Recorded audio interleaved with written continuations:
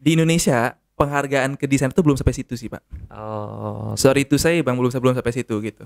Dan gue tetap harus berdamai dengan itu. Dan gue gimana caranya gue bisa sampai ke sana. Bukan buat guanya ya, tapi buat si profesinya gitu.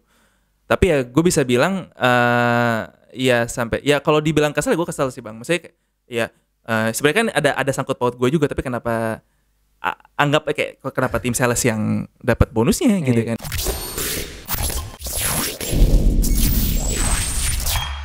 Oke, assalamualaikum warahmatullahi wabarakatuh. Balik lagi sama gue Imam Khairozing di Topcast. Kali ini gue kedatangan tamu Hammam, yoi, kamar mandi emang. Bang. Tapi itu enggak dari zaman gue SD kecil tuh selalu jadi masalah bang. Iya, Hammam itu bahasa Arab. Bahasa Arab. Kalau Hammam itu artinya kamar mandi. Yeah, jadi kalau Hammam artinya apa? Hammam itu cita-cita yang tinggi. Nah, dia M-nya 2. Bertasdid. Salah, kamera gue situ ya. Bertasdid. Oke, sebelum gue mulai, gue ingin memberitahu lu semua bahwa di video sebelumnya gue sedang mencari sponsor. Sekarang kita udah dapat sponsor. Yeay. Kasih tepuk tangan dong. Mana tepuk tangan? Nah, kita udah dapat sponsor dari DJ Sports. Gue anaknya DJ Sports banget. Baju yang gue pakai nih bajunya Persikabo pas kemarin lawan timnas pas kemarin. Oke, thank you DJ Sport. Dia akan menemani kita untuk beberapa episode ke depan. Nah, sekarang kita akan membahas langsung. Di tengah-tengah ntar gue iklan lagi di tengah-tengah. Slow. Paham gue. Ya, namanya sponsor kan harus di-mention ya nggak? Oke, Hammam ini sebenarnya kesibukannya adalah lu tukang gambar ya, Mam? Tukang gambar gue. Tukang gambar sepatu. Ya. Kenapa lu nggak gambar yang lain, Mam? Karena gimana ya? Gue ngerasa gini. Jadi pas zaman kuliah itu zaman-zamannya pasti lu juga ngerasain lah. Nyari jati diri. Oh, okay, kan? nyari jati diri. Nah jadi maksud gue tuh pas lagi zaman kuliah, gue nggak tahu kenapa kan sebenarnya kan gue kan jurusannya desain produk tuh banyak banget, luas banget kan. Desain produk. Desain produk gue. Konteksnya luas banget kan? Konteksnya luas banget. Bisa desain apa? Lemari, bener kan? Betul. Dan sialnya ini gue bisa bilang sialnya sebenarnya di Indonesia ini si profesi desain produknya itu kurang masih belum terlalu tanda kutip dihargai. Nah, jadi gitu. Memang dari si tenaga pendidiknya memang masih belum spesifik biasanya. Jadi kembali lagi ke si anaknya. Aja zaman kuliah itu ya si anaknya sendiri yang harus nentuin lu mau kemana arahnya. Dan lu harus fokus di situ. Nah, gue nyari-nyari tuh. Kira-kira apa ya? Nah, gue kan dulu bego banget masalahnya. Jadi, emang lu sekarang pinter? Apa? Sekarang? Ya enggak, belum. Enggak, maksud gue tuh gimana ya? Yang bisa gue apa ya? Jadi yang kulik ya benar. Yang bisa gue kulik itu sebenarnya gue nyari apa yang sekiranya gue bisa ngerasa keren aja gitu. Nah jadi dan menurut gue sepatu itu kayaknya punya apa ya? Punya sesuatu gitu kayak buat gue pusat fashion ketika orang ini berpakaian itu ada di sepatu sih. Menurut lo ya? Jadi kayak misalkan gue pakai baju gembel nih. Selama sepatu gue keren kayaknya aman-aman aja gitu. Aneh ya? Ya, oke. Nah, cuman apa namanya? Gue beranggapan bahwa sebenarnya profesi desainer sepatu tuh sebenarnya unik ya, Mam. Unik. Bener gak sih? Bener, karena dulu gue nggak gini. Zaman gue masih kecil gue nggak pernah tahu ada profesi ini sebenarnya. Oke. Nah, jadi ketika gue, sepatu keren ya, kira-kira nggak desain di mana ya? Nah, gue tuh dulu mikirnya kayak misalnya desain sepatu itu nggak ada di Indonesia, semua tuh di luar jatuhnya. Terus dan terutama gue nggak punya akses ke sana, jadi kayak gue dibutakan banget gitu. Tapi dari kecil nggak sih lu tertarik sama sepatu atau paru yang tadi lu kuliah itu baru tertarik? Enggak. Baru kuliah itu ya? Pas lagi zaman kuliah.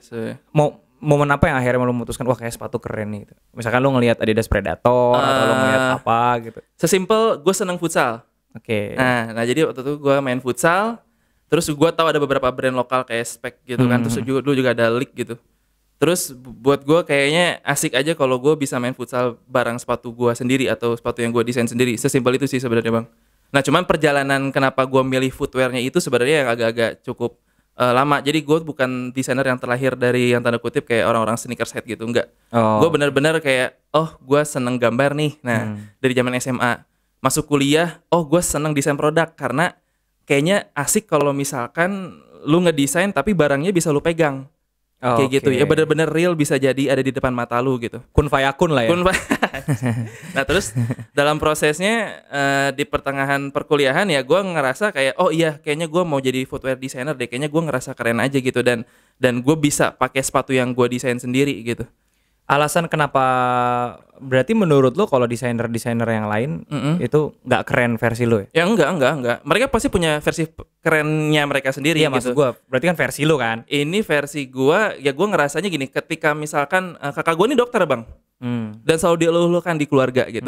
Dan gua nggak ngerasa khawatir ketika gua jadi footwear designer gitu, karena buat gua pribadi gua ngerasa keren kalau gua jadi footwear designer gitu Iya, sih. tapi tidak menurut saudara-saudara lo ya? Mungkin, tapi saya tidak peduli. Kalau lebaran misalnya. Amam, mana Gimana sepatu kan? gratis? Kan sekarang kan udah nikah ya kan? Kan Oh, iya. nggak ditanya lagi, Mam udah nikah belum? Udah. Oh ya udah. Kerjanya ngapain, Mam? Footwear designer. Footwear designer itu ngapain dia? Itu ngapain dia? Seriusan? Iya, Itu iya, ngapain iya, dia? iya. Dan lo ya it's okay nggak It's masalah. okay, nggak masalah Nggak gitu. masalah ya, Nggak ya. masalah, nggak masalah. Oke. Jadi buat teman-teman semua, footwear designer itu adalah ya kalau lo lihat sekarang sepatu-sepatu yang sekarang berkembang di Indonesia, ya, industri lokal ya, termasuk juga dari brand internasional, semua berawal racikannya dari footwear designer. Iya bisa dibilang. Bisa dibilang gitu ya. Jadi dia yang ngegambar, dia yang membuat apa disebutnya spesifikasi gambar gitu-gitu kan. Sehingga akhirnya dicoba bla bla bla bla segala macam hingga akhirnya jadi sepatu. Betul. Nah, karya-karya lu, Mam, yang sekarang Hamam ini adalah desainernya Guess Ekiden ya, Mam ya? Lu yang gambar Guess Ekiden ya, yang sampai sekarang masih banyak nanya-nanya tuh, Mam, customer top score Guess Ekiden masih ada atau enggak? Nah, ini dia yang gambar. Jadi teman-teman bisa tanyakan langsung ke dia kapan ready. Oh, bukan ya? Oh ya. Oh, saya bukan guru PO, Bang. Selain Guess Ekiden, Mam, apa aja, Mam? Jadi kita yang karena gini, kalau apa aja kayaknya nggak beres-beres nih podcastnya nih. Anjir, tengil. Pengen gue bantai. Yang gini, yang cukup membanggakan karena kan gue tuh berawal dari orang yang senang futsal nih bang. Ya. Jadi pengen bikin sepatu futsal. Ya. Nah cuman rezeki gue itu pas awal karir itu di brand running. Ya, 910, Ya, 910. Betul, makanya gue dan Guess Ekiden itu salah satu produk yang membuat gue tuh kayak yang bisa gue banggakan lah dari perjalanan karir gue di Nenten gitu. Sama oh ya ada rebranding logo juga. Nah, jadi logo 910 lo yang garap juga tuh saat itu. Gue dengan tim, cuman waktu itu mungkin gue yang pimpin anak-anaknya lah kasarnya gitu. Terus yang hal yang membanggakan yang apa ya karya yang bikin gue bangga lagi itu ya ketika gue ngebantu desain Ortus. Jadi di sini gue ngebantuin juga. Salah satunya Ortus Rampage. Jago salah Rampage. Terus sebenarnya hampir semua sih kalau Ortus karena gue seneng. Ya enggak. Maksud gue karena tapi bener itu karya lo ya. Iya, karena gue seneng bola. Jadi gue dikasih brief sepatu murah pun buat gue itu hal yang mengasyikkan gitu dan buat gue ketika apalagi ya Volt misalnya salah satu contohnya. Terus misalkan dia itu dipakai pertama kali gue ngeliat desain gue dipakai sama atlet tuh Hen Herdiana pemain Persib Bandung. Gue lihat di story postingan Doi itu terus gue langsung DM ownernya langsung gue bilang Pak makasih banyak Pak ngasih saya kesempatan karena buat gue mungkin itu salah satu milestone gue gitu istilahnya sepatu gue bisa dipakai sama atlet profesional gitu.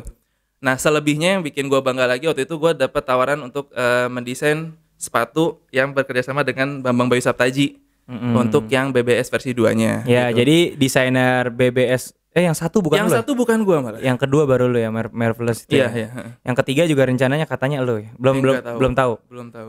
Oke. Nah dari BBS sih pengennya gue ya. Tapi gue bilang ya lu ele-elein atasnya. Besok BBS sini gue tanya, Bay lu puas gak sih sama desainnya Bay? Sebenarnya enggak bang. Ntar gimana kalau dibilang gitu? Ya aman. udah habis juga. Yang bener bang. Nah jadi Hamam ini mendesain banyak sepatu ya. Ortus belakangan banyak dari lo ya Mam ya. Kayak misalkan Ortus Zipper, juga salah Rampage, juga salah Marvelous, juga salah Dominator, bener gak sih? Ya kan? Penumbra juga, terus juga Volta bukan lo ya? Volta lo, Volta bukan. Volta tuh yang Garuda kan? Bukan yang klasik. Gue lupa namanya. Iya juga salah Volta tuh yang klasik. Yang tongnya ada. Yang ada lidahnya. Iya bukan lo. Nah jadi yang mau gue cari tahu sebenarnya Mam, tolong dong ceritain ya kepada para viewers Topcast ini ya, dan para pendengar Topcast ini, bagaimana proses lu dari gambar sampai akhirnya jadi sepatu, Mam? Proses dari gambar Dan melibatkan siapa aja dan bagaimana mekanismenya. Jadi supaya mereka tuh tahu, dan nanti abis ini gue tanya mengenai research and development dan lain-lain. Iya. Oke. Jadi biasanya kalau di industri persepatuan itu biasanya kayak awalnya tuh sebenarnya dari brand manager jatuhnya. Oke, brand manager. Si brand manager ini dia nge-create brief. Ini sepengetahuan saya ya. Jadi disclaimer sepengetahuan saya. Mungkin di setiap Takut salah lo ya? Bukan, enggak, karena di setiap perusahaan Beda-beda. pengalaman gue itu pasti beda-beda budayanya gitu. Nah, ideal versi saya lah. Itu pertama dari brand manager karena dia yang nentuin arah si brand ini mau kemana, ya kan? Jadi dia coba nge-create si briefnya apa yang dibutuhkan sama si brand. Nah, dari si brief ini biasanya diturunkan ke head design-nya. Head design divisi kayak misalkan ada head design apparel, ada head design footwear gitu. Nah, masuklah ke head design footwear. Nah, nanti Sebelum gue potong, brand manager itu belum tentu bisa gambar. brand manager ya bisa dibilang belum tentu bisa gambar. Oke, jadi tapi dia tahu arahan kira-kira brand itu Iya, mau kemana. arahnya mau kemana. Dia tahu apa yang pengen dieksekusi, dia tahu apa yang dibutuhkan sama si brandnya. Gitu. Oke, lanjut. Nah, diturunkanlah ke head design. Kalau di gua berarti head footwear desainnya gitu. Nah, nanti dia coba elaborate lagi tuh si brief apa yang diinginkan sama si brand manager menjadi brief kecil lah, atau brief kayak misalkan dibutuhkan sepatu running kelas 21K gitu untuk half marathon dengan harga sekian misalkan, atau dibutuhkan sepatu futsal dengan harga 250.000 gitu. Oh, udah misalkan. berikut harga ya briefnya ya? Dengan target SRP-nya. Jadi SRP itu apa? Standar fuck lah. Apa ya, bro? Kasar ya SRP pakai standar lah ya. SRP. Standar bla bla bla price lah pokoknya. Oh ya, standar rekomen. Gue tahu loh, tapi di sini gue lupa loh. Ya pokoknya standar air price. Air price. Ya. Jadi bahwa standar tersebut adalah yang direkomendasikan oleh brand manager supaya nanti lo ikuti. Jadi memang si desainer ini biar bisa membayangkan gitu. Jadi membayangkan kira-kira kalau gue ngedesain dengan aplikasi yang ngejelimet material seperti A, B, C, D segala macam, itu tetap masuk ke price point-nya. Karena sebagus apapun desain, ketika dia tidak bisa menjawab brief yang dibutuhkan oleh sebuah brand atau atasannya, itu bisa dibilang bukan desain yang bagus. Bukan desain yang bagus. Desain yang bagus adalah desain yang menjawab kebutuhan dari si brandnya. Tapi kan lu punya idealisme kan? Iya. Betul. Jadi lu tetap menyesuaikan itu. Nah, untuk kalau di kasus gue susah nge-adjustnya ketika di tahun-tahun pertama gue kerja. Itu pertama kali gue agak idealis ya. Agak idealis pasti. Wah, gue pengennya apa segala macam. Apalagi dulu Nine10 masih main di harga-harga 100 sampai 200. Wah, ya awal-awal kerja kan. Betul. Nah, itu tuh gue agak kesulitan. Jadi gue lanjutin. Dari si head design baru masuk ke si desainer-desainernya untuk nge-create si desainnya. Oh, di bawah head design tuh biasanya ada desainer-desainer kecil ya. Ada desainer kecilnya, tapi head design ini tetap ngedesain biasanya. Cuman dia lebih ke megang project, atau istilahnya dia coba ngedirect tim-timnya agar supaya output si desain itu sesuai atau sesuai dengan apa yang diinginkan oleh manajemen gitu. Oke. Jadi dia mensupervisi kira-kira gitu. Oke, lanjut. Oke. Nah, dari situ digambar lah gitu. Nah, biasanya kalau misalkan udah masuk proses desain, kalau saya pribadi saya tidak pernah istilahnya menyamaratakan si proses desainnya. Kalau saya ya, karena saya yakin setiap orang tuh pasti punya caranya masing-masing dalam proses mendesain gitu. Nah, jadi mungkin gue persingkat aja nih. Ketika si desainnya ada, sudah terpilih, misalkan sudah dibicarakan oleh manajemen, nah baru masuk ke development stage. Development stage bukan urusan lo lagi kan? Nah, development stage itu masih ada sangkut pautnya sama kita. Nah, di luar negeri itu, setahu saya itu di luar negeri itu antara desainer itu terbagi dua. Ada desainer yang lebih ke kreatifnya, lebih ke yang ideasinya gue maunya sepatu kayak A, B, C, D segala macam. Nah, nanti dari situ disortir lagi ke ada namanya technical designer atau design and development. Jadi ini desainer juga judulnya gitu. Tapi dia lebih ke gimana caranya si ide ini bisa di-create gitu. Dan bisa jadi dari ide awalnya itu bisa ada beberapa poin yang berubah dari si desainnya. Makanya si design and development ini dia tetap harus bisa bilangnya technical designer kalau saya nggak salah ya. Dia bisa harus ngedesain juga gitu. Dan itu tetap tektokan segala macam. Di Indonesia itu belum ada yang seperti itu. Jadi dari kita biasanya langsung ke tim developmentnya. Jadi biasanya kalau di Indonesia tuh rangkap jadinya. Nah, selama si development stage itu kan ada banyak macamnya. Tunggu dulu pelan-pelan. Iya. Jadi sekarang udah dikasih ke development.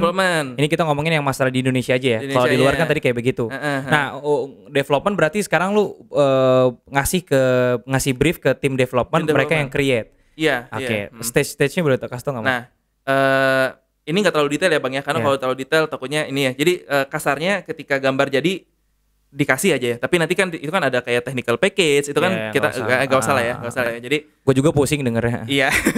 Masuklah ke development. Nah, development itu ada terbagi biasanya 3 biasanya. 3. Oke. Pertama fitting test atau Oh jadi udah jadi gambar, udah jadi sepatu. Tapi fitting test belum ada motif-motif biasanya. belum ada motif-motif. Biasanya itu cuman buat ke arah fitting sama ke bentuk sepatunya. Nah ini yang biasa dikasih ke atlet-atlet biasanya. Belum.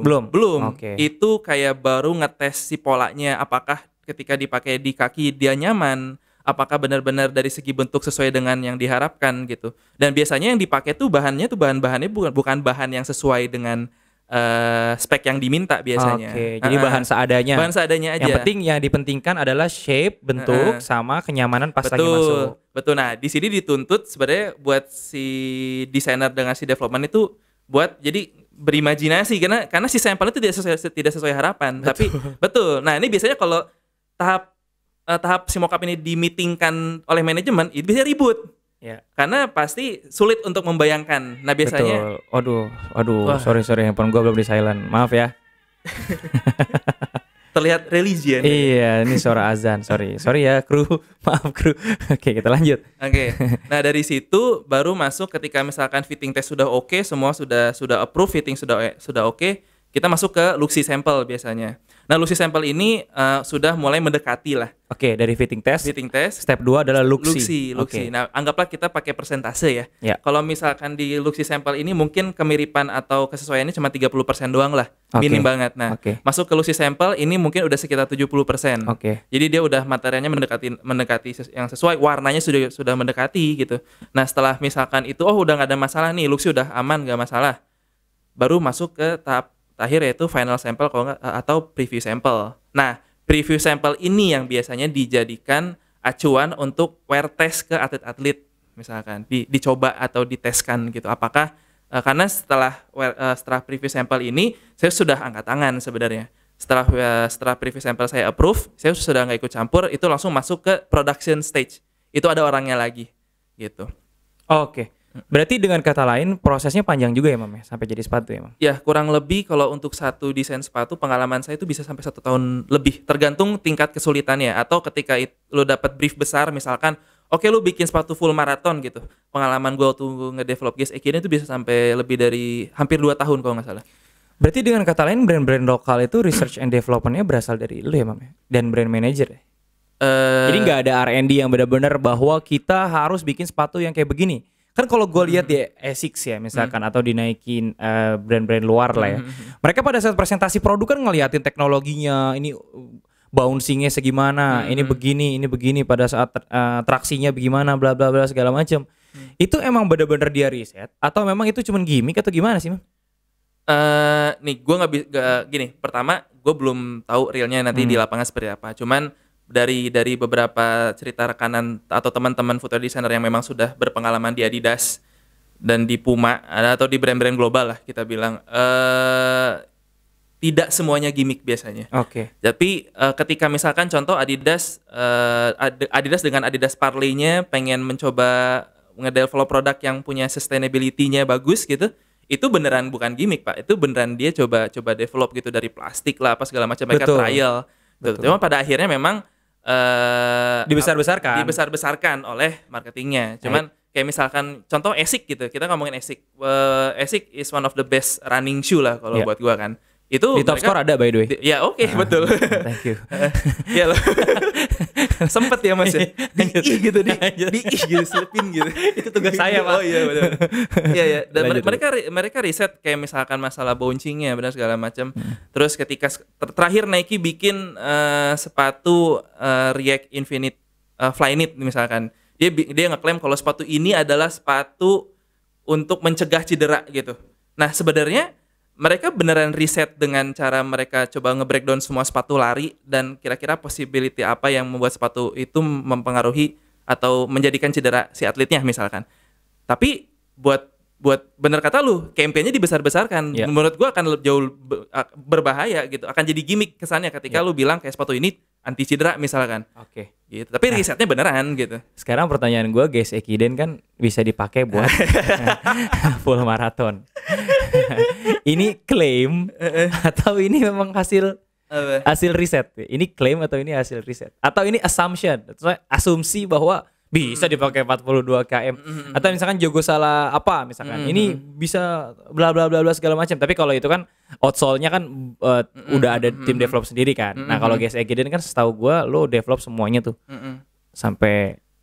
Nah untuk kasus GS Ekiden sebenarnya memang dari brief awalnya itu memang kita mau coba breakthrough nih 910 nih misalkan, karena sebelum GS Ekiden rilis sebenarnya 910 itu sudah mulai shifting si image. Ini gue ceritain dulu ya. Ya. Image sudah mulai shifting karena kita terlalu banyak ngeluarin sepatu-sepatu yang kesannya sport style pada saat itu. Kesannya. Nah, kita pengen ngebalikin lagi nih image di market kalau kita ini adalah brand running yang solid gitu istilahnya. Makanya gue dapatlah gue brief untuk nge-create sepatu running yang benar-benar bisa sampai full marathon gitu. Oke. Yang jelas gue riset. Kalau gue riset. Nah, cuman bedanya dengan brand luar mungkin kedalaman risetnya atau beda jelas gitu. Jadi yang gue lakukan adalah ya gue riset sebisa gue semampu gue kira-kira spesifikasi sepatu running yang untuk full marathon seperti apa. And then setelah itu gue coba create desainnya, kita coba develop tadi. Nah, setelah itu baru kita teskan. Nah gitu. Jadi lebih ke sekarang yaudah kalau kita mau misalnya kita mau ngeklaim ini buat full marathon, oke kita coba aja tes ke orang bener nggak sampai full marathon. Tapi kan kalau seandainya orang itu ngerasa kakinya sakit dan gak nyaman dan larinya jadi pelan segala macam, bisa juga tetap full marathon, Mam.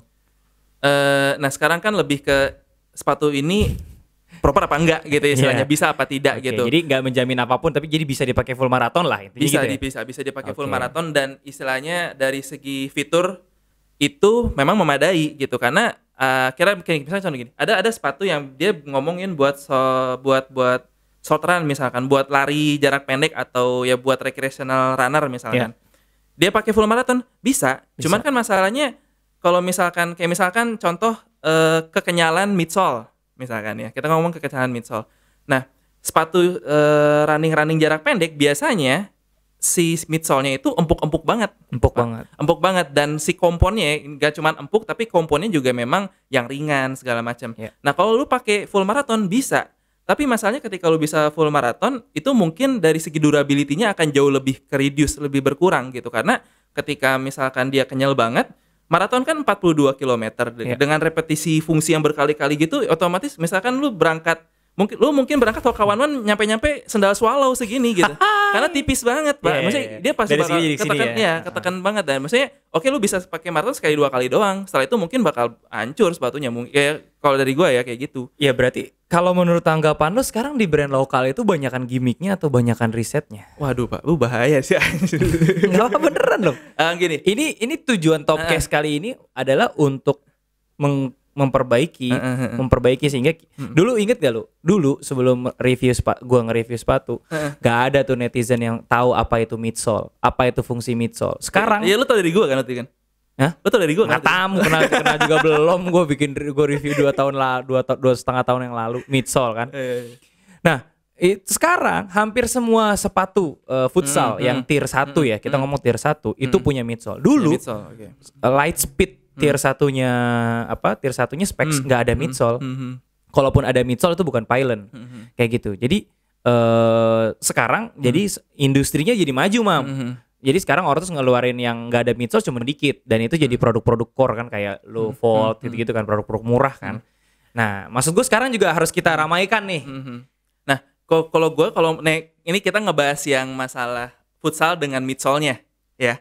Gue punya tanggapan lain. Oh, silakan. Karena buat gue di sini brand-brand lokal Indonesia belajar pada akhirnya, dan market Indonesia juga jauh lebih teredukasi. Kita ngomongin futsal. Misalkan dulu zaman gue masih SMP SMA itu sepatu futsal yang ramai itu adalah sol teplek. Nah, itu maksud gue. Betul. Jadi kayak upper Mercurial, upper Adidas Adizero cuma ditempel sol teplek, karena memang pada saat itu pasar Indonesia itu seperti itu. Dulu kita dikibulin, Mam. Gue ngerasa dikibulin. Iyalah, sama Mercurial tuh kita dikibulin. Beneran? Bener, iya. Itu kan upper bola, diganti outsole-nya, outsole teplek kayak begitu tuh. Wah, proper buat futsal? Enggak. Karena market Indonesia adalah market yang berasal dari pecinta sepak bola. Betul. Bukan pure futsal kayak di India misalkan. Itu futsal kulturnya kental banget di India, Spanyol misalnya kayak gitu. Nah, buat gue kayak sekarang kesini-sini ketika industri futsal sudah naik, kompetisi sudah ada, orang udah mulai ada, futsal sudah punya exposure di market gitu. Nah, market kita nyari tahu sepatu futsal yang baik itu seperti apa. Betul. Nah, ketemulah Top Score TV. Iya, bukan lah gitu. Nggak, maksud gue kesini-sini ternyata sepatu-sepatu yang proper buat futsal itu kayak contoh X Munich. Ya. Terus kayak misalkan contoh-contoh Joma misalkan. Joma pun dulu dia punya sepatu futsal yang beneran kayak buat futsal. Nyampe Indonesia nggak laku. Zaman gue SMA tuh ya nggak laku. Yang laku itu malah yang siluet-siluetnya yang clean, yang kayak buat shokernya gitu, kayak gitu. Nah, jadi sekarang mungkin kalau gue ngerasanya bukan lebih ke, gue nggak komen ini gimmick apa bukan, tapi brand lokal itu kadang belajar juga pada akhirnya gitu. Karena Indonesia tuh telat setahun, Pak, kalau dibandingin brand global. Beberapa tahun sih menurut ya, untuk segi tren kalau gua ngedevelop desain, karena kan gua ngedevelop desain kan pasti mundur lagi setahun lagi atau mundur lagi. Nah, biasanya memang mundur setahun. Biasanya kalau apa yang di brand global sekarang bikin create itu biasanya setahun ke depan itu baru happening di Indonesia gitu. Betul. Tapi kalau menurut gua, Mam, banyak di antara brand-brand lokal yang sebenarnya kehilangan arah. Wih. Maksud gue gini, kenil banget gue. Ayolah, bukalah. sebutlah. Enggak, maksud gue bukan masalah brandnya, maksud gue tuh definisi kehilangan arah tuh mereka itu menurut gue serba tanggung. Artinya mereka menambahkan gimmick pada saat sepatunya sudah jadi, bukan memasukkan fitur pada saat sepatu tersebut belum jadi. Ngerti nggak lo? Lu masukin lada pada saat masakan lagi dimasukin, sama lu masukin lada setelah itu sayur udah jadi, itu kira-kira gitu perbedaannya. Gue nggak tahu rasanya gimana ya, karena gue nggak ngerti masakan, tapi kira-kira kayak begitu. Jadi gimmicknya itu dimasukin pada saat sepatunya udah jadi, dibesar-besarkan sehingga seolah-olah kayak gitu. Padahal ketika gue menggunakannya atau gue melihatnya ini nggak ada fungsinya sama sekali. Dan menurut gue itu satu step yang lebih bagus dibanding nggak dimasukin lada sama sekali gitu, nggak dipikirin gimmicknya, nggak dipikirin campaignnya, sehingga ya jadi so-so aja brandnya kayak gitu.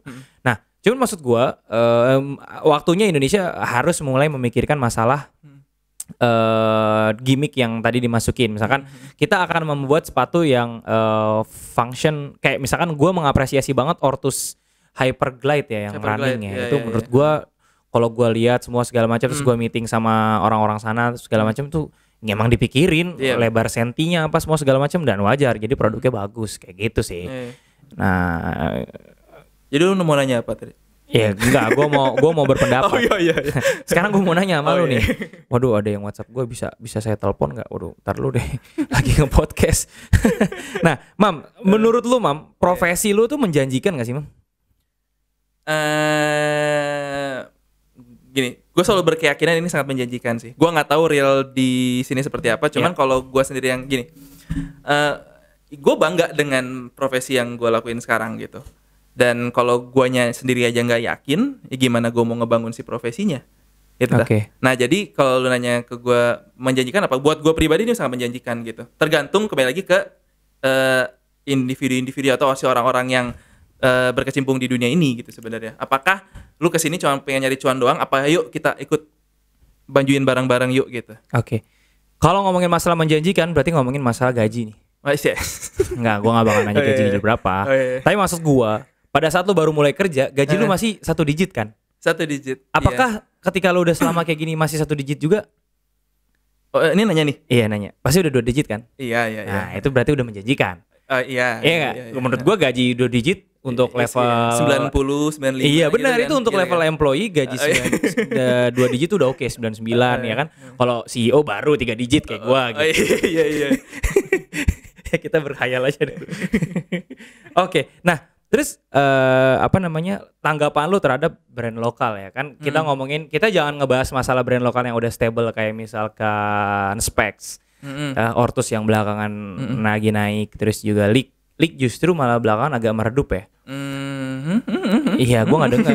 Sepatu futsal, sepatu bola gue nggak tahu ya. Secara gue nggak ditawarin. Meredup, gue anggap meredup. Sebelah ditawarin sebelah? Sebelah ditawarin nggak sebelah? Iya, berarti meredup di Top Score. Sialan lu.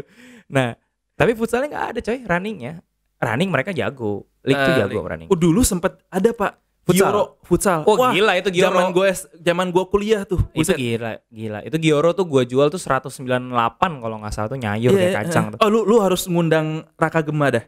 Asli. Raka Gema lagi dia desainernya Pak di Jerman ya. Dia lagi di Jerman. Ya, gue followan kok sama dia. Next kalau dia pulang gue akan undang. Lu korek dah soal Gioro dah. Gue bingung kenapa Gioro lagi happeningnya. Buat gue tuh kayak tiba-tiba kan spek kan sendirian tuh brand lokal kan. Tiba-tiba nih Gioro masuk nih. Kata ini asik nih. Terus tiba-tiba malah stop Gioronya. Itu berarti bukan urusan Raka Gemanya, itu urusan manajemennya. Nah, maksud gue lu bisa korek. Gimana dia bisa ngedesain sepatu seenak itu gitu ya. Dan kalau buat gue perjalanan dia ke Puma tuh menarik sih. Gitu ya. Oke. Nah, itu nanti next akan kita apa namanya. Tapi lu ada tujuan mau ke sana enggak sih? Apa? Ke brand-brand internasional. Nggak tahu, sampai sekarang gue masih belum sih. Masih belum ya? Karena gue ngelihatnya lu cinta banget lokal ya? Bukan cinta banget lokal Pak. Maksudnya gini, kalau ini gue pribadi nih, kembali ini gue pribadi. Mungkin banyak desainer yang seangkatan sama gue juga, dia pasti semua desainer pasti bercita-cita pengen ke brand yang sustain gitu. Kalau gue di sini gue ngerasanya gue pengen kalau edukasi itu terlalu naif sih. Sebenarnya gue pengen naikin si taraf si profesinya gitu. Oke. Ini dengan cara podcast ini lu udah menaikkan taraf profesi. Oh, thank you Bang. Thank you banget Bang. Jelas, thank you Top Case ya. DJ mantap ya. Wah, gue demen nih pembicara seperti ini. Nah, tapi nggak soalnya gini, Mam. Banyak itu sebenarnya orang-orang yang ya bukan profesinya. Lu gelarnya berarti apa? SDS. Sarjana Desain. Sekolah dasar. Sarjana Desain. Desain sarjana desain SDS. Loh, berarti yang sarjana-sarjana yang juga ngedesain di tempat lain juga namanya SDS juga. Interior di kafe. Di kafe itu yang grafis gitu. Terus itu semua SDS setahu gua. Itu semua interior SDS. Juga sama, dia SDS juga sama. Nah, apa tanggapan lo apa dengan orang-orang yang nggak punya gelar tapi dia bisa ngegambar sepatu? Wah, menurut lo apakah itu fair atau gimana? Buat gue fair sih Bang. Fair, sorry nih, kayak kayak. Tapi kan dia nggak kuliah, Mam. Iya, dia nggak kuliah. Cuman ilmunya juga. Buat gue dia punya hak yang sama untuk berkarya. Oke, hak ya. Hak yang sama untuk berkarya. Tapi kalau misalkan lu maju nih chance, ada gambar dari lu sama dari orang yang benar-benar nggak kuliah di tempat. Gue bukan ngomongin orang yang nggak kuliah, maksud gue yang belum punya sarjana dan lain-lain. Itu tanggapan lu gimana? Ya gini, kembali lagi sih, kalau misalkan dia bisa mentranslate si briefnya dengan baik atau menjawab kebutuhan si brandnya, buat gue fair aja. Kalau misalkan ada misalkan desainer dari yang bukan dari background pendidikan desain terus dia bisa ngedesain, ya nggak masalah. Banyak kok desainer luar juga yang bukan dari, ada kok kalau nggak salah desainer Nike yang dia bukan dari background desain atau pendidikan desain tapi dia bisa ngedesain gitu, ada. Kayak misalnya nih, tapi ini pertanyaan menarik sih Bang, karena apa ya, gue sering ditanya sama anak-anak gitu, kayak anak-anak tiba-tiba ya misalnya ada yang nge-DM gitu, kayak misalkan Bang, sorry, followers lu berapa? Tai lah. Enggak, serius aku nanya berapa? 2000-an nih? Enggak, 1000. Nah, tolong follow nih teman-teman. Kasihan teman saya nih.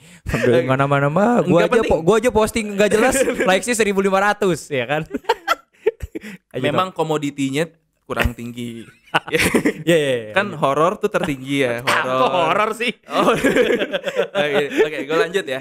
Banyak yang nanya kayak misalkan, Bang, gue pengen jadi desainer, gue harus apa ya gitu. Ya, benar. Gue selalu nyariin gini, kalau misalkan yang nanyanya masih SMA, gue selalu nyariin gini, kalau bisa lu sekolah desain deh gitu, karena di Indonesia itu jadi pintu masuk, mau nggak mau ya kita harus realize kalau di Indonesia tuh memang seperti itu prosedurnya. Brand-brand akan cenderung lebih open ketika lu punya ijazah misalkan gitu. Tapi fun fact-nya dulu sempat ada yang ngelamar ke 910 pada saat itu ya. 910 pada itu. Waktu itu kan gue masih jadi desainernya di sana. Sempat ada dia tuh kalau nggak salah teknik industri Bang. Oke. Tapi dia bisa gambar. Oh, bukan kayak videografer gue ada sastra mesin. Wah, asik tuh. Nah, maksud gue tuh yang kayak gitu-gitu tapi mana ada sastra mesin? Apa? Ya gue ikutin aja. Teknik industri, oke. Dia mau gambar. Dia bisa gambar gitu. Dia juara Inktober 2000. Inktober, oke. Inktober tuh kompetisi kerjasama antara Footwear Forum sama Inktober buat bikin kompetisi. Mereka ngedesain sepatu sehari sekali selama sebulan. Oke. Nah, itu kan butuh konsistensi. Dan orang ini jadi juara pertamanya setahu saya waktu itu. Dan pada saat itu memang ada beberapa tentangan dari manajemen kalau memang ini bukan background. Tapi gue bawa dia sampai interview gitu. Tapi pada saat keputusan akhir memang bukan gue yang pegang. Tapi maksud gue ngerasa dia punya hak yang sama. Akhirnya gitu. jadi gabung nggak? Apa? Jadi gabung? Ya gue nggak mau jawab. Oh berarti nggak jadi? Apa? Berarti nggak jadi. Coba aja cari tahu. Ya berarti nggak jadi. Kalau lo jadi ya lo gabung kan dia akhirnya berada di tim gua gitu. Ya silahkan lah berasumsi ya. Enggak cuman lu main aman banget emang. Bang, gua masih udah bang. Emang karir lu mati apa dari sini gila kali. Lanjut. Terus jadi dengan kata lain sah-sah aja. Sah-sah aja sebenarnya. Nah, sangkut pautnya dengan brand-brand lokal selain brand-brand yang besar ya, brand-brand kecil ya. You name it lah. Ada Zetro, ada Sespo, ada kemarin gue lihat ada Big Scale kalau nggak salah. Lu lihat nggak? Big Scale tuh pakai outsole-nya Top Salah. Outsole-nya Top udah Salah. Mulai banyak tuh bang brand-brand kayak gitu. Ya, maksud gue gitu. Jadi udah mulai banyak brand-brand kayak gitu. Mereka pakai jasa desainer nggak menurut lu, Mam? Sepenglihatan lo ngelihat atau gimana? Yang gue tahu Sespo dia pakai jasa desain. Pakai desain. Apakah itu benar-benar lu kenal desainer? Beberapa project yang dia punya dan gue tahu itu memang ada yang menggunakan desain. Tapi selebihnya gue nggak tahu mereka pakai apa enggak. Bagus nggak? Dan? Apa? Bagus nggak desain? Bagus Ya. Bagus. Okay. Bagus. Maksudnya gini, ketika mereka mereka willing buat menggunakan desainer, berarti mereka udah punya concern masalah. Enggak, maksud gue bukan willingnya, maksud gue adalah gambarnya bagus. Bagus. Karena menurut footwear designer nggak ada gambar yang jelek emang. Apa? Nggak ada gambar yang jelek emang. Bagus banget. Oke gitu. Karena lu menghargai profesi footwear kan. Tapi akhirnya yang memutuskan adalah customer. Yang betul ya customer yang memutuskan. Customer dan di Indonesia tuh kadang-kadang suka buta sama harga juga sih Pak. Gitu ya. Jadi kadang-kadang kalau misalnya harganya masuk, meskipun desainnya jelek, gue nggak bilang jelek. Ya customer yang bilang. Ya, gua customer bilang jelek bang. Banyak lah. Banyak ya? Enggak, bukan brand Sespo ya. Gue bukan ngomongin brand Sespo. Maksudnya brand sepatu sekelas Specs Ortos juga ada yang jelek. Ada yang bilang jelek. Tapi ketika ternyata harga, ya wajar desainnya biasa aja. Orang harganya murah. Karena gini sih bang, gitu. Kalau gue bilang jelek, sebenarnya tergantung lebih ke selera gitu. Gue aja gue aja sampai sekarang masih belajar. Market Indonesia tuh kayak gimana? Betul. Sukanya tuh seperti apa? Market mid low banget, mid up banget aja tuh udah pasti beda. Pasti Pak. Beda. Pertimbangan dia ngeluarin uang, pertimbangan dia sama warna, pertimbangan dia apa segala itu udah pasti beda bang. Sepengalaman lu warna yang paling diminati apa Mam? Sepengalaman. Apa dulu nih? Sepatu. Running beda. Ya, kalau running? Kalau running warna-warna cerah ya? Kalau dulu awal-awal si brand-brand lokal ini mulai naik lah gitu ya kasarnya. Indonesia tuh senang banget sama sepatu yang multifungsi biasanya. Oke. Jadi yang athleisure, terus kalau kayak misalkan lu balik kantor langsung lari, misalkan langsung olahraga. Siapa tahu pulang kantor lari. Iya, atau misalnya lu pulang kantor langsung ganti baju main basket misalkan. Jadi sepatunya nggak usah ganti. Nah, biasanya dulu tuh kayak gitu, trennya gitu ya. Tren dulu kayak gitu. Jadi warna-warna sepatu yang dulu diminati itu adalah warna-warna aman, biasanya kayak hitam putih atau misalnya warna navy. Tapi multifunction atau warna-warna yang kalau lu ke kantor nggak diceng-cengin lah gitu ya kasarnya. Nah, kalau sekarang, baik lagi. Ini marketnya sudah mulai teredukasi bagaimana sepatu bagus seperti apa, dan brand-brand lokal tuh sudah menunjukkan kalau dia bisa bersaing. Oke. Ya, buktinya sudah mulai banyak di-KW-in kan brand-brand lokal kan. Ya, itu dia. Nah, itu kan. Nah, positifnya adalah berarti sudah di level itu si brand lokalnya. Nah, dan ini berbanding lurus sama si marketnya. Nah, marketnya udah mulai teredukasi. Jadi sekarang tuh malah arah-arahnya ke warna-warna yang kontras. Warna-warna yang nembak-nembak, yang nabrak-nabrak. Pembacaan gue ya. Desain lo udah ada yang di-KW-in belum? Apa? Desain lo udah ada yang di-KW-in belum? Ada ya? Apa? Mostly di Ortus sih. Cheaper sama Volt ya, penglihatan gue. Iya. Bener nggak? Oke. Ya, perasaan lo gimana di-KW-in gitu? Nano sih bang. Maksudnya gini, di sisi lain gue bangganya berarti udah di level ini si brand lokalnya. Tapi di sisi lain kayak kesel juga ya, kok bisa ya? Karena pasti ada oknum sih. Banyak oknum yang terlibat di situ. Oke, terus gini Mam. Lu kan dibayar nih Mam ya. Digaji oleh perusahaan. Jebret sekian. Tiba-tiba penjualan itu sepatu laku banget. 10.000 pieces dalam waktu 1 hari misalkan. Iya. Perasaan lu gimana? Lu ih enak banget nih perusahaan, gue yang gambar, dia yang untung, meskipun gue digaji gue nggak naik. Ada pernah perasaan kayak gitu nggak? Jujur ya, jujur. Ketika gue fresh graduate dan sebelum gue nikah, gue mikir fine aja. Setelah gue nikah, anjir, sekarang baru banget nikah lagi. Sialan. Enggak. Gini, kalau di case gue ya, gue dulu nggak tahu ya, gue tau kenapa dulu gue karena mungkin ada sepatunya aja kejual lagi, ada sepatunya aja kejual banyak aja, itu gue udah senang banget. Gitu. Ya itu kan level dulu. Iya dulu. Sekarang kan lu udah proven. Iya. Kan? Nah, gimana tanggapan lu? Misalkan kayak lu ngegambar ortus misalkan, lu ngegambar ortus, terus bla bla bla segala macam, tiba-tiba penjualannya kayak Joko Solar Rampage tuh gila itu sepatu itu. Gini, ini sorry banget nih ya, gue harus bilang. Di Indonesia penghargaan ke desain itu belum sampai situ sih Pak. Sorry itu saya bang, belum sampai situ gitu. Dan gue tetap harus berdamai dengan itu. Dan gue gimana caranya gue bisa sampai ke sana. Bukan buat guanya ya, tapi buat si profesinya gitu.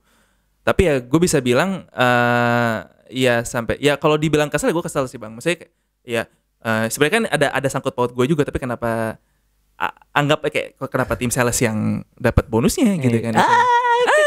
Kekorek. Sorry,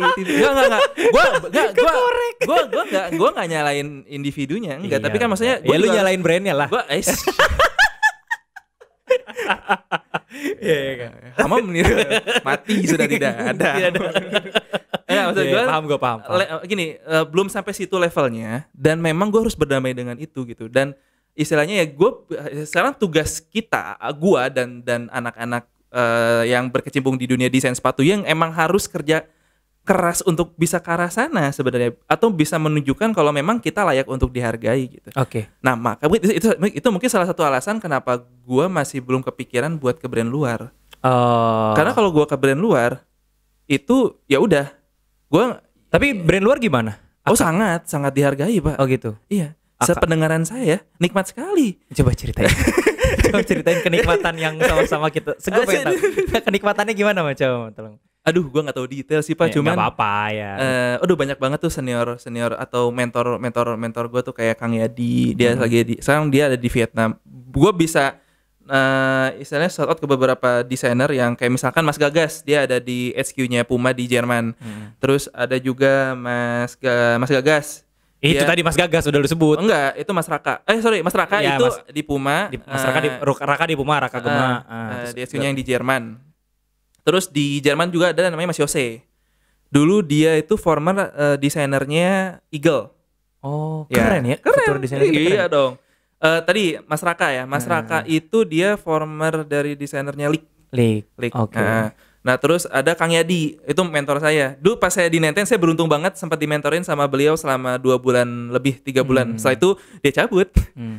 Untuk langsung keluar langsung kan, ke Puma. For something good lah. For something good, iya. Cuman saya sendiri aja kayak aduh saya mau belajar malah ditinggal gitu. Tapi enggak apa-apa. Masih gini. Ya terus kenikmatannya di mana, Mam? Ya enggak, bentar, saya mau gue mau tahu enggak gitu. Orang-orang harus tahu gitu kalau di desain Indonesia tuh ada yang sampai luar. Oh ya, itu jelas. Gitu, itu ya kan? jelas. Ada Kang Yadi, dia nanti dulu kita undang. Mudah-mudahan dia nonton ya. Iya. Ada Kang Yadi, dia itu former 910, dia juga sempat di Leak, dia juga di Pakalolo gitu kan. Iya. Sekarang dia sekarang di Puma yang Gama, di Vietnam. Raka juga di Guma, Raka juga di Puma. Raka juga di Puma. Sama Mas Gagas terakhir itu Adidas di Vietnam, dia dulu di Leak. Oke. Kalau tahu sepatu Volans, tahu nggak sih? Tahu Volans. Ada kan di lu apa nggak ada? Bukan PT Volans doang, gue juga tahu sepatu Volans. Jangan nyentuh situ dong, Bos.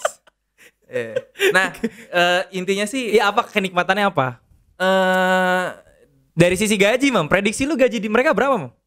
Yang jelas dolar ya. Satu. Pernah denger gak? Aduh. Pernah denger gak? Kalau dirupiahkan kalau dirupiahkan sekitar berapa? 2 digit. Ya, di atas 50. Ya plus minus. Hampir ya, di atas 50, di bawah 50 dikit-dikit ya. Iya. Itu ada kenikmatannya apa? Bonus? Ya bonus, terus ada kayak outing. Kalau kita ini, kalau gue outing mungkin ke PIM. Mereka outing Jepang, langsung nyari culture baru. Lu outing ke PIM ngapain? PIM Pondok Indah Mall. Iya. Buset. Kan ada jembatannya tuh. Kayak kalau nggak kanan ya kiri. Apaan gitu nih? Maksudnya buka puasa bareng kali outing. Maksudnya outing gue tuh kalau desainer di kita itu, kalau gue cara gue riset yang gue bisa lakuin ya gue coba main ke mall, gue lihat sepatu itu gitu, ya kan, lihat sepatu kayak apa segala macam. Kalau mereka lebih ke kira-kira apa nih yang lagi menarik di Jepang, misalkan, ini apa yang menarik di Belanda, jadi emang langsung asik lah jadi si ininya. Ya itu yang kelihatan gue ya. Oke. Sekarang pertanyaan terakhir nih Mam, sebelum kita closing. Jadi mudah-mudahan brand-brand juga belajar. Nih misalkan nih sponsor favorit gue nih, DJ Sport, ya enggak?